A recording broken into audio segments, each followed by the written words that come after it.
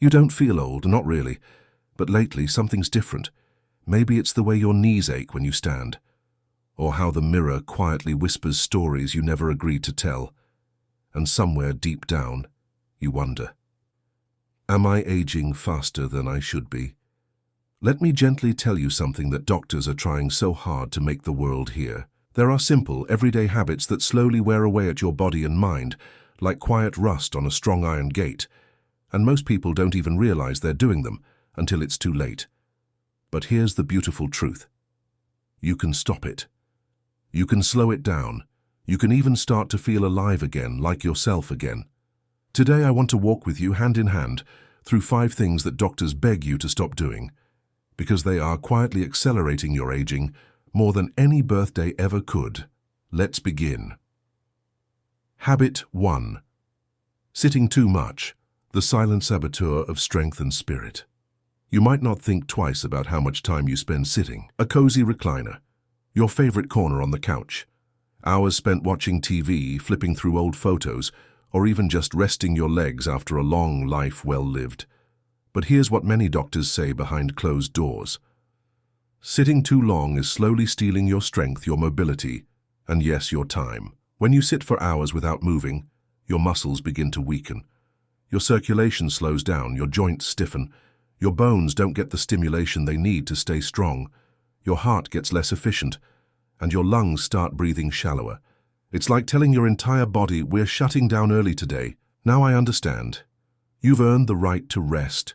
You've carried children. You've worked decades. You've held families together through storms. You deserve comfort.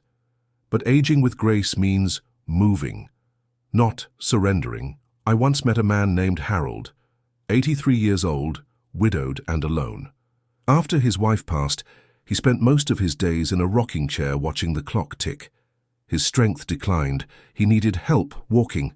His memory dulled.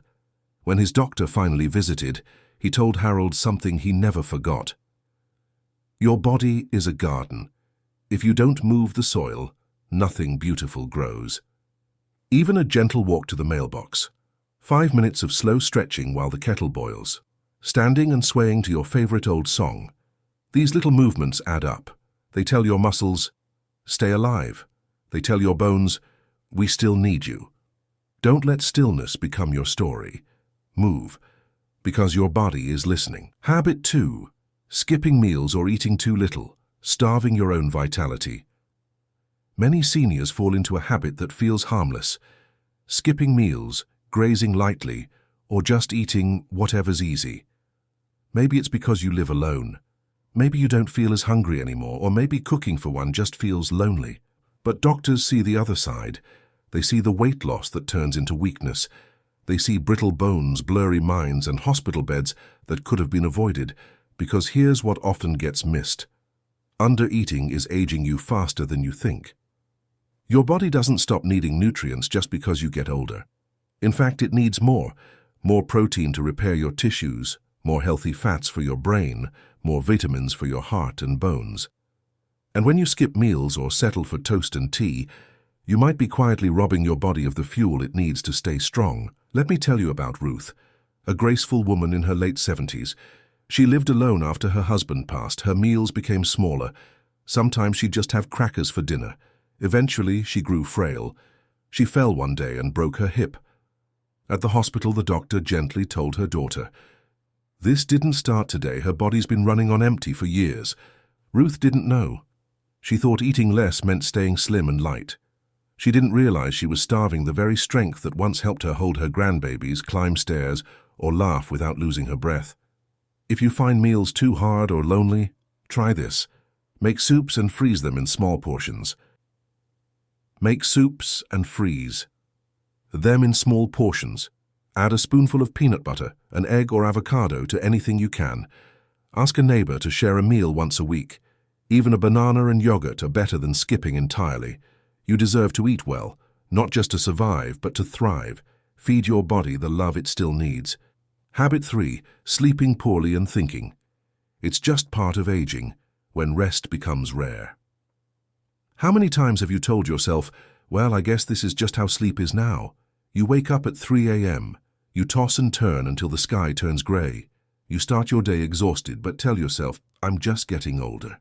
But doctors want you to know, sleep is not a luxury, it's medicine. Poor sleep is not just an inconvenience, it's a thief.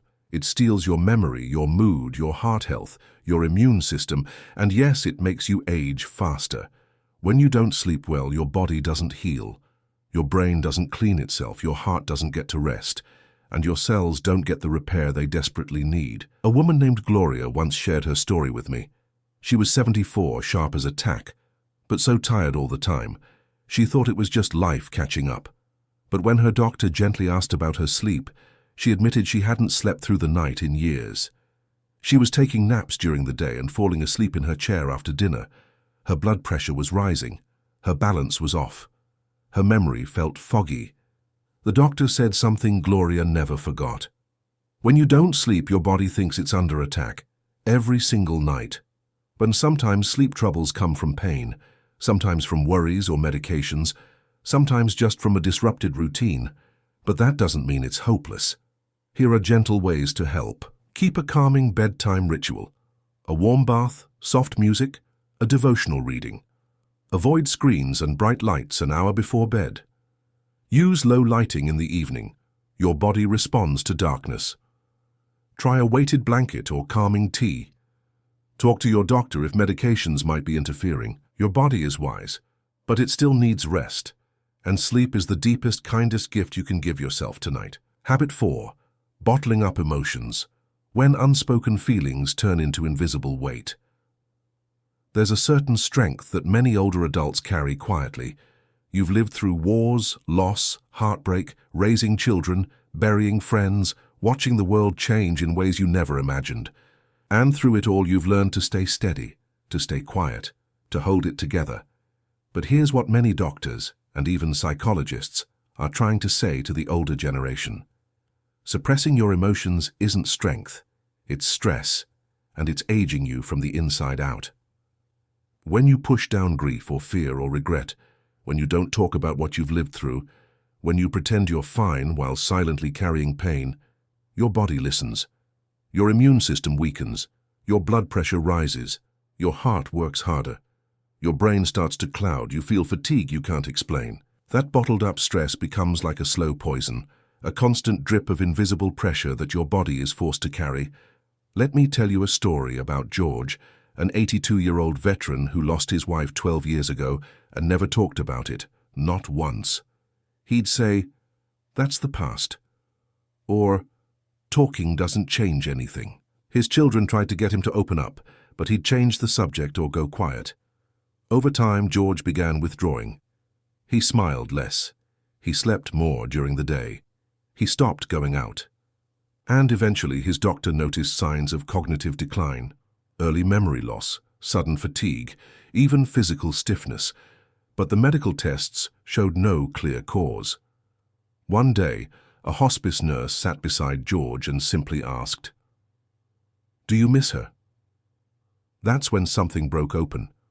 George cried for the first time in over a decade, and he kept crying, talking, remembering, letting it out. And you know what started to return over the following weeks? His energy, his laughter, his clarity. You see, our emotions don't go away just because we stay silent. They live in our muscles, in our breathing, in the way we sleep, eat, and even walk. And when we hold on to pain without speaking it, the body absorbs it. Now I understand. It's not easy to open up. You may have grown up in a time when emotions were private, when crying was weakness, when grief was something you handled in your own way. But this is your time to heal, to release, to speak truthfully about what hurts, what shaped you, what you still carry in the quiet of your heart. Here's what you can try.